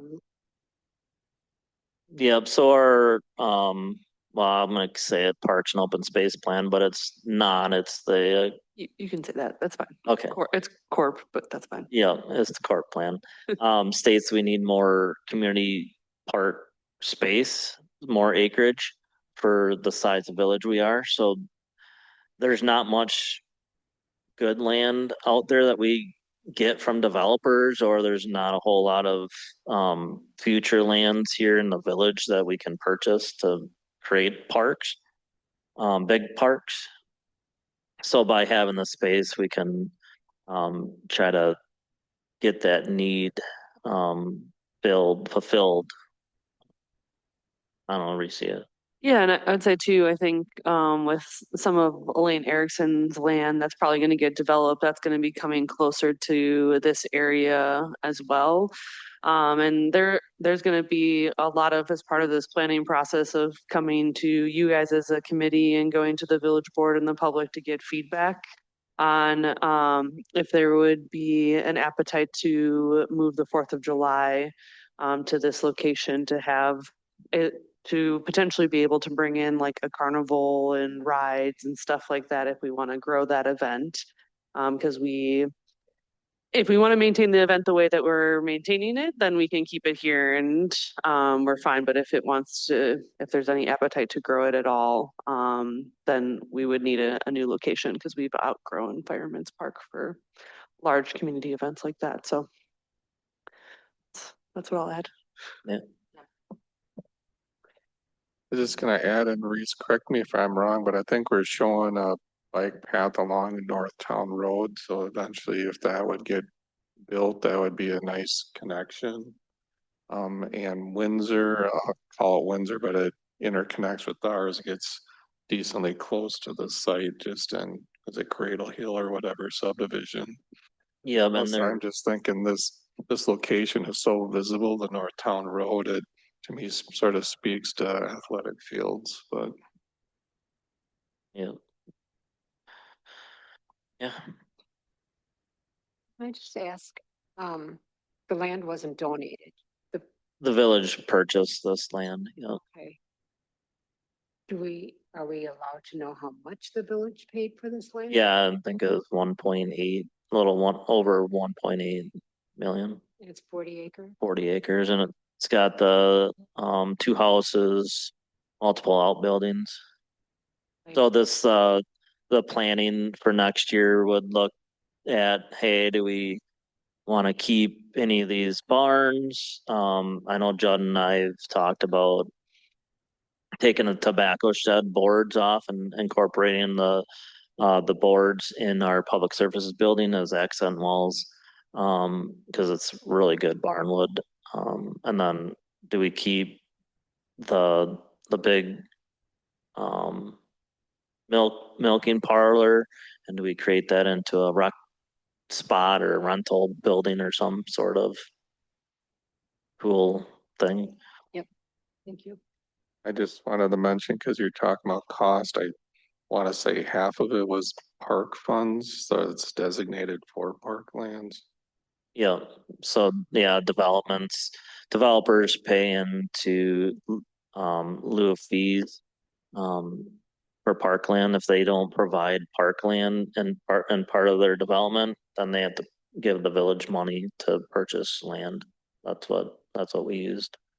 Yeah, and I guess Greg was kind of alluding to this before, but in our court plan, it has identified that there would be a community park, kind of down in the Hooper area, but there's not really a lot of feasible land for us to have as a community park. So we found that this was, I mean, it's hard to come by flat land or not wetlands these days. So Thank you. And there's a different in definition from community park versus neighborhood park. correct, yeah. There's a lot of, there's neighborhood parks down there by Hooper. So what we have down there are mostly mini parks, and that's been primarily what we've been receiving as part of new developments. And I think from a staffing perspective, we would rather see more neighborhood and community parks. Because mini parks just get to be more maintenance. You're putting in a playground, so that's more playground replacements that you're having to plan for. It's, mowing smaller lots, kind of that. It serves a need, certainly. But I think neighborhood parks serve a larger area and communities parks serve the largest area. So if you when you think back to when we did the corp, there was those circumference or diameter, I can't think of it, like those rings that kind of showed the different areas, and that's mini parks, just tiny, neighborhood goes next, and then community is the largest.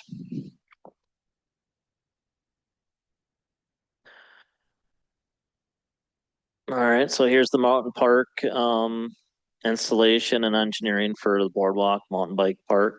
So looking at boardwalk and all the engineering or DNR wetland investigations would cost roughly 700,000. Ivor Munson Park. So the land around Ivor Munson Park, which is in the Heritage Gardens, Elaine Erickson's property just south of Van Buren Road. There's vacant land back there that a developer's looking to develop everything starting this year and through the next couple of years. One thing that staff and the developer would like to see is the park be completed right away as well. So architecture worked on a updated rendering of what this park could look like. Softball field, pickleball courts, parking lot, open air shelter, porta potty enclosure, flex open space. So it's kind of looking at possibly building that next year. Can I ask, were those single family home lots? These are all That single family development, home right? lots. Yeah. Okay. I think there was like a cul-de-sac right here that was supposed to be like condos, but I think they're back to single family homes, but Yeah, it's all mostly. single family from Lanier. Yeah. I was just gonna ask, this layout that you have is, I was told that the new developer might be redoing some of the lot layouts. So I don't know how applicable this concept is. And one of my concerns with this concept is I think there is a connection, a trail connection east-west, like across that street, and I just want to make sure that flows well. So Oh, the developer has seen this this plan. The trail Mhm. connection east-west runs along the backside of their development and loops around kind of all the way to the western edge of what they're gonna develop and then connect back over. And the east, north-south trail segment would probably be more likely could be a trail on one side but more likely sidewalk is what I've seen, I think, from their plans. Okay, I guess I'm gonna just be curious for the development because that Liberty Land Trail all came through the Lane Erickson and connects to this. So I just want to make sure that's easy to track if you were a, say, young biker. Oh, sure. Yep. we'll, definitely keep an eye on that.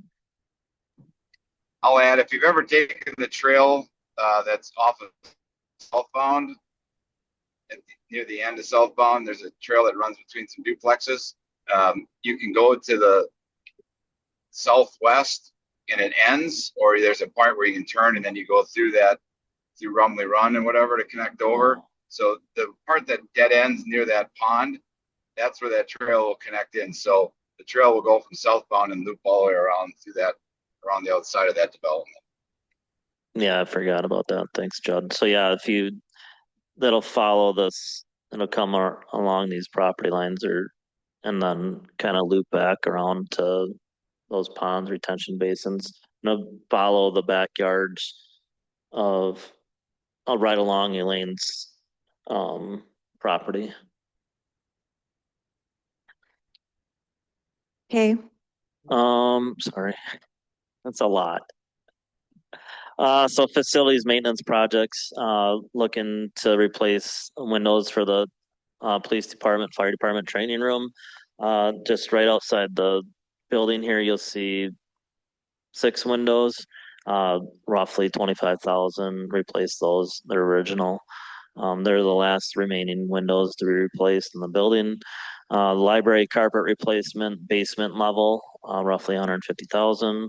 Library lighting project finish, the mezzanine, roughly 15,000. So the library lighting, that'll be the last bit of lighting that needs to be changed out, to LED. So that'll be great. Stream bank stabilization project, we'll continue that work. This is a picture of a recently done project off of Blue Stem. It does have erosion matting along the river, just an FYI. This is just when I took the picture with the drone. But looking to continue our 5-year plan with the next phase, which would be south of Innovation Drive.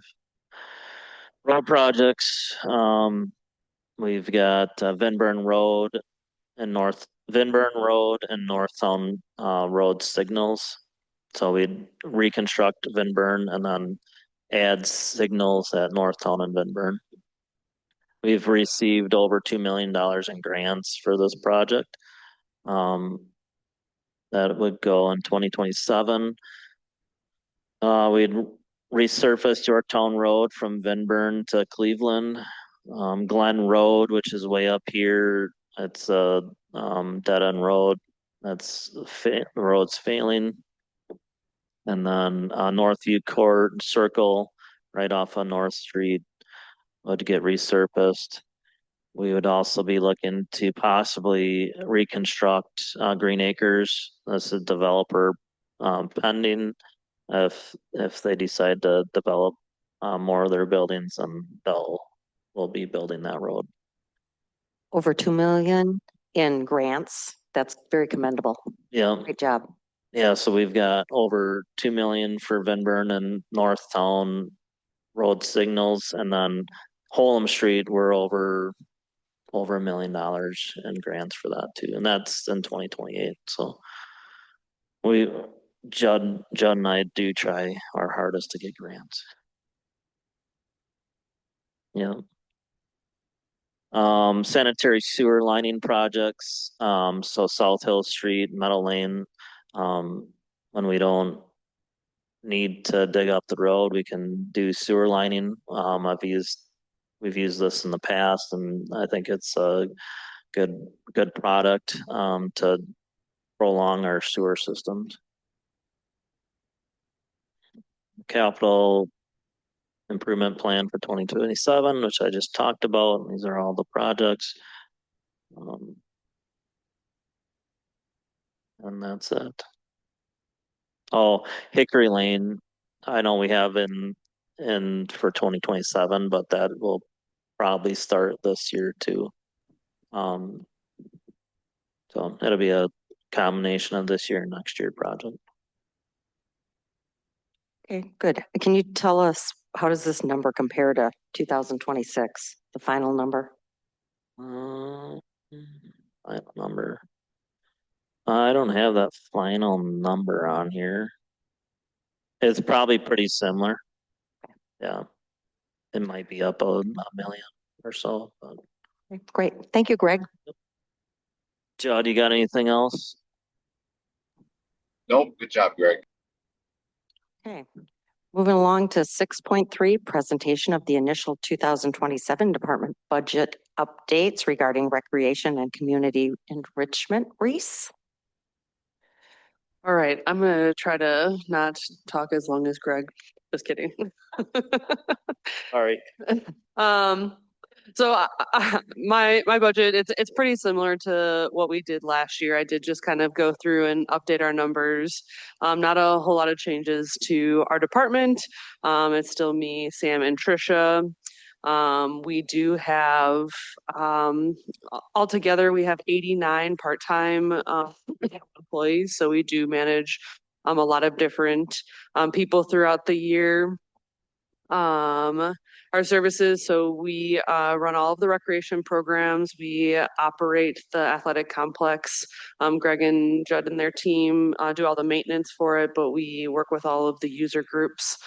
We do all of the field rentals, manage all the park rentals, farmers market, the community garden, all the special events, and manage sponsorships as well for the community. Continuing to kind of look at trends, and I feel like this is every year because we're only halfway through the year where our numbers are lower for this year, and then we'll see another spike. So we are in the process of finalizing our fall winter guide. That's going to be released on August 14th, with registration opening on the 17th. So you can kind of see we did have a little bit of dip in program participation last year. We've been having some interesting discussions just kind of as an industry about numbers for some programmings that have been very successful, and all of a sudden we're seeing low numbers or cancellations. We're very curious as an industry if it's to do with people's nervousness of the economy or kind of what it is. So we're kind of continuing, we're doing a lot of surveying to try to find out, is it the day, time, cost of the program, just to see what we can offer and make things be successful. So we're kind of continuing to monitor that. Just kind of still looking to see if the non-resident fees have impacted our registration. I think we're still looking pretty consistent. I mean, at this point with us, not having a lot of time left for this year, or having a ton of time, sorry, left for this year, almost half a year. Our non-resident numbers continue to be high. We continue to still get some questions about the non-resident fee, and we continue to try to encourage them to talk to the Windsor elected officials. We had approached them again last year, I believe, before the budget time, just to see if there was any interest again, and they decided that they did not have any interest still. So recreation program operations. So if you look at it, we are continuing to do well with our enrollment and our expenditures wherever we can. We try to make sure that we're keeping programs as affordable as possible. We're not trying to make money on these programs. The one thing that's not accounted for in our expenditures is we don't have staff salaries. So we do have any instructor wages or any like program expenses in there. We just don't include salaries in that portion or benefits. The field usage breakdown. So the one thing that I have failed to do in the past is actually show a year to year compared to just for that current year. So if you kind of look at the usage, we're really kind of sitting similar to what we've seen in years past. The one thing I will note is we do not have football in here, which I believe we also did not have football in last year as well. So it should be pretty comparable. But sanctioned user groups are still about 38, almost 39% of our usage. And then under that, we have rec programs that did go down a little bit this year, and we did see an increase in other user groups. I think primarily that would be with the addition of us having the Wisconsin Special Olympics fall games that are going to be out at the athletic complex. That's a heavy user. They're using all of the facilities for 3 days. And then we also have a local family softball group that we had a few years ago that they bring a lot of people. And it's just as big as when we're holding like a 38 team tournament. It isn't as wild. But they're a really good group, and they're coming back this year. They actually moved their family tournament across the country. So like one year they'll be in Alabama. And they really like our facility. So much so that they wanted a weekend and it wasn't available. So they're reserving Tuesday to Friday, so that they can be back here. So, I think that's where we see that increase. The high school is kind of maintained the same, and adult softball is really kind of maintained the same. Now, when we look at the financial breakdowns, right now, it looks like the village subsidy is covering a little bit more. We will be having additional money that will be coming into the sanctioned user group with DAFL when we get that. With that change, we did have a couple of the single teams that actually decided to not return as a sanctioned user group. And even though they were grandfathered in, I don't know if they had aged out. So we, at this point, we'll have 4 sanctioned user groups. Windsor DeForest Baseball also decided to not become a sanctioned user group as well. And it did have some of their teams actually still just rented it at full price. So that's what we are seeing with the sanctioned user groups. The adult leagues they had some less games or some less teams, so there was less games. So that was down a little bit, but then you can see that the others are up again with those outside rentals. And I guess the one other thing too I want to mention about most of my budget is in Fund 230. It's not in the general fund. So where I talk about the village subsidize $100,000, we do have a number of staff and employees, full-time staff, that their wages and benefits come out of Fund 230.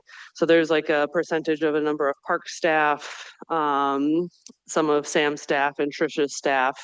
And so when we look at wages and benefits, so there's over $200,000 in wages and benefits that come out of Fund 230, and we're subsidizing it with taxpayer dollars by $100,000.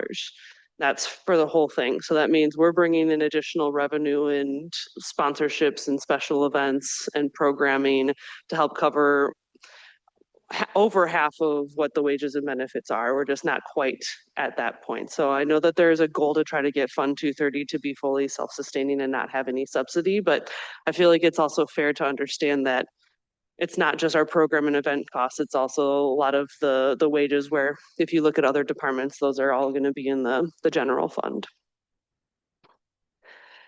So field rental revenues, you can kind of see, there's this little measly blue chart down here, and this is just to show what revenues we bring in from Yahara and Fireman's compared to the revenues that we bring in from the athletic complex. So these are the field rental revenues that we bring in from the athletic complex, and then this is what we're bringing in at our other locations. So we do try to utilize the athletic complex as much as we can and get as much revenue out there. And then we still have those other locations that mostly Fireman's and Yahara have been left for recreation programming. So we want to give everyone the new shiny toy, and we play on our fields. And then we continue to do the program where we work with nonprofits out of the athletic complex. Sorry, the DeForest Quick Trip Athletic Complex. And so at this point right now, our number looks super down from last year, but we still have, I think, 5 volunteer group weekends left for the year. So I imagine we're going to be somewhere close to where we were, if not exceeding where we were last year. The volunteer groups have been great for us. It does help with some of the staffing costs. We would have to hire more staff if we did not have these volunteer groups. And so I feel like it's kind of a win-win where we get to give money back to the community and we get help out there. So I don't know if any of you saw, but the mural is up over. Yes. So I actually am very excited. I think, Greg and Trisha found a great alternative location. So originally it was talked about it being on the uh, west side of the fire station. And this location is just so much better. It's so nice for it to be prominent in the community. Yeah. Is it permanent there? Yes, so the goal, ultimately, if we do decide to do something with that building that, would not be village operated anymore, we would find another location for it. But as long as we have control over that building, that will be the location. So anyways, and I'm just going to give Trisha a shout out. This was a huge task to take over 600 tiles, coordinating everyone. I know Greg helped a lot. Jan Hoffman helped a lot. And so it's just amazing. It was really cool to see it come together. Nathan Roberts too helped a lot. Yeah.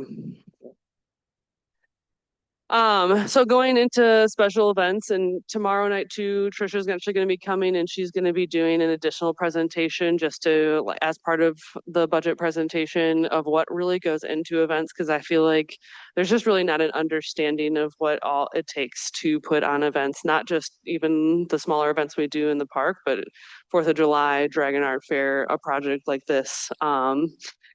It's a ton. So she is going to come and talk on that, but I'll just share. So we still have 8 events remaining for 2026, which, seems wild, but we do. We actually have one this Friday. We have a summer series, which is a movie. It's Zootopia 2. So come down to the park. We were really bummed about having to cancel our first night market last Thursday, but with the air quality and per our cancellation policy, we had to follow our guidelines. So, but if you look at it, Trisha works very hard to make sure that we're bringing in more revenues than we're having expenditures for our events, and that is always our goal. Is that we want to try to make sure that all of our events are self-sustaining. And a huge thing this year is that Quick Trip did become the fireworks sponsorship for the 4th of July. That was one of our events that in the first year we ran it, we did run it at a loss. But this year, I haven't run the final numbers, but I'm pretty sure, knowing what they were going to bring in, that we would not be running that event at a loss. I think it would be very close to a break even. So that was exciting.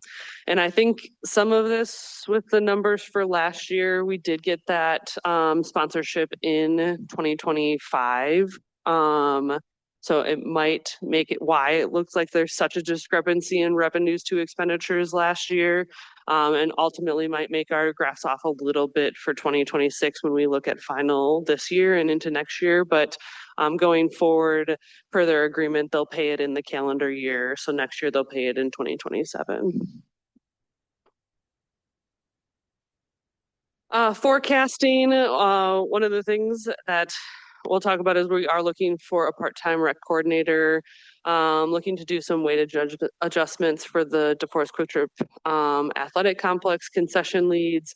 And then we're really looking to try to get the school district into a facility use agreement so that we can have some more stability of what we will know for our facility usage. So the part-time recreation coordinator, one of the things that this will be really beneficial for our department is this provides a year-round office coverage and operational support. So if anyone has ever been around here, especially during spring and summer and fall, it's probably hard to nail down Sam, Trisha, or I, because we're often running to a lot of different places, getting supplies for instructors, delivering things. Sometimes we're a surprise instructor. It's a lot of different things that hats. I know both Sam and I have had to be leads out at the athletic complex for some time too. So having someone who can be in the office to help to make sure that, one, we have some better office coverage for questions and support, and two, to be able to help with some of the running around to allow us to be in the office more. It also eliminates the need for us to have seasonal summer intern. We have been extremely fortunate over the last 2 years to have great interns who are from the community and they know the community. Gavin, who's our management intern right now, he was our intern last summer. He did phenomenal for us. He was able to help Trisha with so many events, able to help Sam. And this year we got Carly, who is also from this community, and she has been phenomenal, but she's also a tennis instructor. So like she like pops in here, helps us a little bit, and then is at the courts teaching. So we would look to eliminate that position and roll those funds into this position. We'd also look, we have kind of, if you haven't noticed, we've been a little bit of a revolving door with a market manager. And some of that I believe is just, well, a lot of times what we're doing, we're losing someone and they're going and they're getting a full-time job somewhere. So it's just a like niche position. And so the thought would be we would take those duties and put that into there. So right now the farmers market is also underneath Trisha. And so we would look to remove those duties from Trisha and have this be underneath this person so they could handle all the communication. They would do all of the year round work on the farmers market and then would serve as the market manager on site as well. And then they would also be dedicated to the oversight of the DeForest Yards ice skating programming. So that would be during the winter time and looking at opportunities of how we could expand that programming. So just kind of an area where we're looking in the winter, how can we best utilize that facility use agreement that we have with DeForest Yards for that. So we had great response from our first year. We also learned a lot our first year of doing ice skating programs, coming from someone who I can barely ice skate myself. So I probably need to take our own programs. But you know, I think we have a really good like feeling going into this next year and believe that we'll continue to be able to grow that program. And then let's see, just kind of having that again, having that knowledge throughout the year. So when we're having an intern, we're constantly training new people, and that sometimes gets to be more hand-holding and more work than it is actually help. And then would allow our staff to be able to focus on bigger projects. I think one of the things that we're really looking at as a department, and I think we've had these discussions here at the village board of as the community continues to grow, like our department can't keep growing and some of the facility needs is that we just really want to focus on the things that we're doing and we want to do them really well.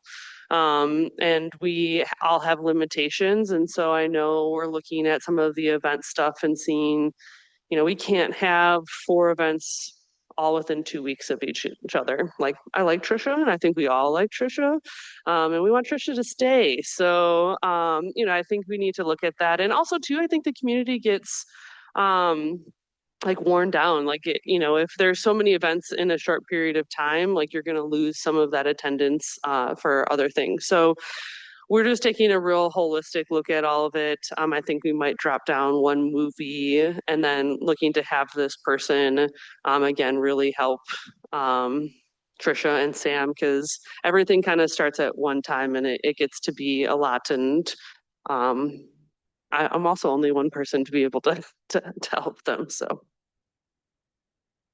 I think you also mentioned about moving, was it the candlelight walk? So it's not pretty much on top of the Santa and other things too. So. Correct. And we actually did that for this year. So this year, the candlelight hike is in November. And then we have the holiday tree lighting is that at either the end of November or first week in December. I don't remember exactly how it falls. And then we did add a skate with Santa at the DeForest Yards, which will be in December. But yes, spacing those out. So we're really looking to be very conscientious about that for next year.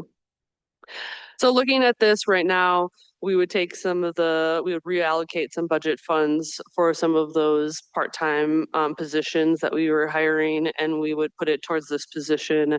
And then knowing that with the addition of, we have 1 hotel that's being built right now, and I believe a second that's approved to be built down by the DeForest Yards. We will have additional hotel room tax revenue.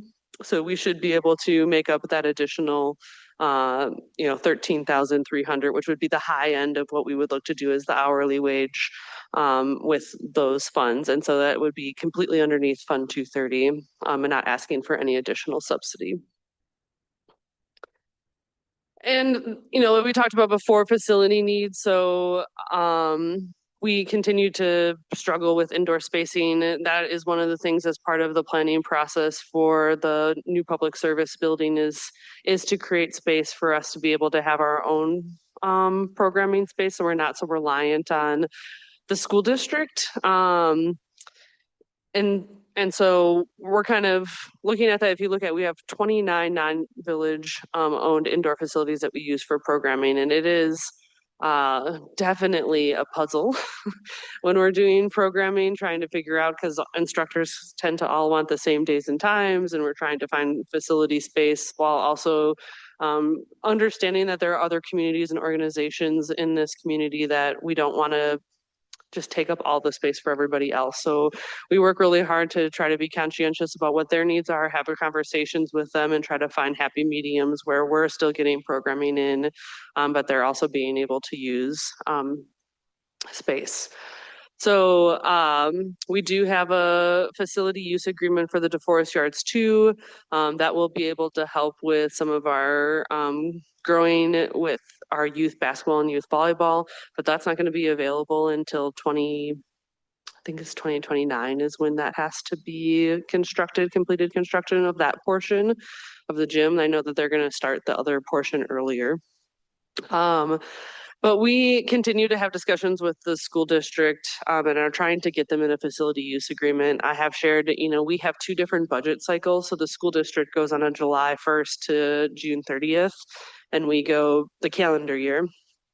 And so I keep kind of trying to push them of saying, well, if you guys make a decision, you make it halfway through our budget year. And that gets to be very challenging for us because we can't prepare for it. And so they've reassured me that there's not going to be anything put in place for this year, and they want to continue to have discussions about creating a facility use agreement. I've sent them some templates and some examples, so we're going to continue to work on that. I understand that there are costs for us to use the space, and I think would be open to having a set fee that we had to pay every year. But one of the other pieces too that I would like to include in it is that we would have some priority reservations. So right now it goes all school district activities, which I think totally makes sense. And then it goes to the local user groups, which were included with any of the like DeForest area youth basketball, and if I think there's maybe North Star volleyball and North Ski soccer and North Ski lacrosse. And I just feel with us offering programs for the whole community that we should be a little bit above some of those local clubs. And again, with the thought process of knowing that when we reserve space, we're not going to just go in and blanket reserve space. We want to make sure that everybody has room, but I don't want to go where when they switched to this new reservation software, I went in and all of the gym spaces were reserved for the year except for one school. And so I had to call them and say like, okay, hey, we can't do this. Like that means we can't run like almost any of our programming. And thankfully we were able to get it worked out for this year, but I don't still want to have to keep having that argument every year and keep trying to battle for that. So I would like some security for us. Some of the other big impacts that are for the general fund is we're looking to increase our training and travel. One, costs for travel and hotels continues to kind of rise. So making sure that we just are covering what it actually costs for us to be able to go to these conferences. We do have certification. So myself and Sam both are certified Parks and Recreation professionals. We're required to do so many CEUs every year to be able to maintain that certification. So it is important for us to be able to do that. And one of the new things that Tricia has requested is to do a special events specific conference. So it's the International Festival and Events Association, is IFEA. And so they have a conference. One of the things that we might look to review and will depend on the what kind of room we have in the budget, if there's room or if we need to make cuts, is there's an opportunity to attend the conference as a non-member. It does increase the cost of the conference, obviously. But their membership fees are based off of what the organization's budget is. And so I have had discussions with them. I was like, well, we're a municipality. So if you're talking about my organizational budget, it's a lot bigger than what our events budget are. So we did kind of tone it down to what the events budget is, but a membership fee is pretty significant. It's $905 for a membership. So I think for this first year, we would like to at least put in for the training and travel for it, and maybe we would do it as a non-member and then see if it's something that would be valuable enough for us to look to become a member. So that is the big request there. And I think, there we go. That was it. Well, thank you, Reese.